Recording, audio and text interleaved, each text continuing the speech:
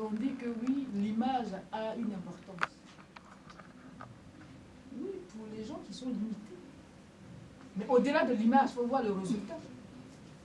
C'est le résultat qui va se confondre à l'histoire. Amen.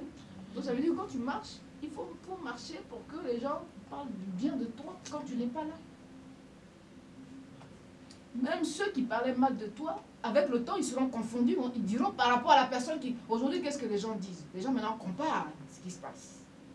Ça veut dire que même si les gens, pendant que tu fais du bien, ne considèrent pas, mais ils seront confondus par le résultat et ce qu'ils vivent et disent, ah, on était bien avant.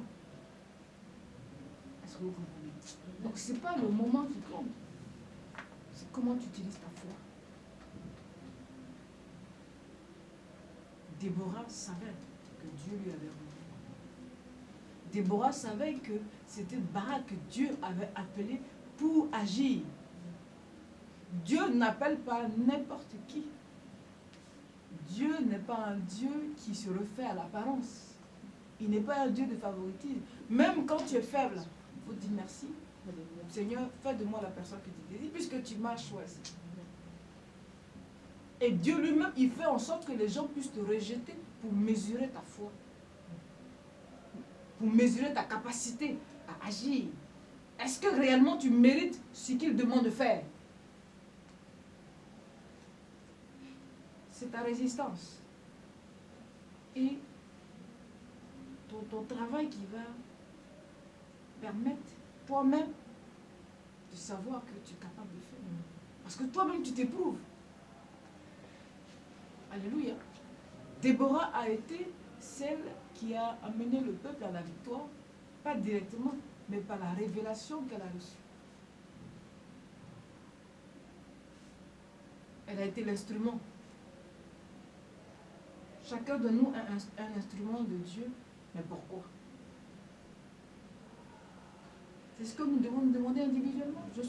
Pourquoi suis-je l'instrument de Dieu? Ça veut dire que tu es condamné à réussir. Toi-même, tu dois te dire, moi je suis condamné à réussir. Alléluia. Je ne suis pas condamné à la condamnation ténèbre. Au nom de condamné Jésus. à réussir. Oh Saint-Esprit, mon Dieu. Ça doit être dans ta tête. Tu te lèves le matin, Seigneur, il faut que je réussisse. Mais tu n'as rien, tu dis non, Seigneur, il faut que je réussisse. Oh Père. Cette femme qui a accouché à 62 ans, imaginez-vous, quelles étaient ses pensées chaque jour. 62 ans, imaginez-vous, elle n'avait plus, on ne parle pas de la Bible, on parle de maintenant, il y a une semaine, elle a monté son bébé de l'hôpital. Qu'avaient dit les gens? Non, tu vas mourir. Oh non, mais regardez-moi celle-là, elle croit que quoi, elle dit qu'elle est enceinte, elle n'est même pas enceinte. Mais elle savait qu'elle était enceinte. Amen. Elle était enceinte à 61 ans et demi. Elle a fait son enfant à 62 ans. La foi. Nous allons prendre le livre, avant d'aller dans le livre de Déborah, de Jules. Nous allons prendre Jean chapitre 12.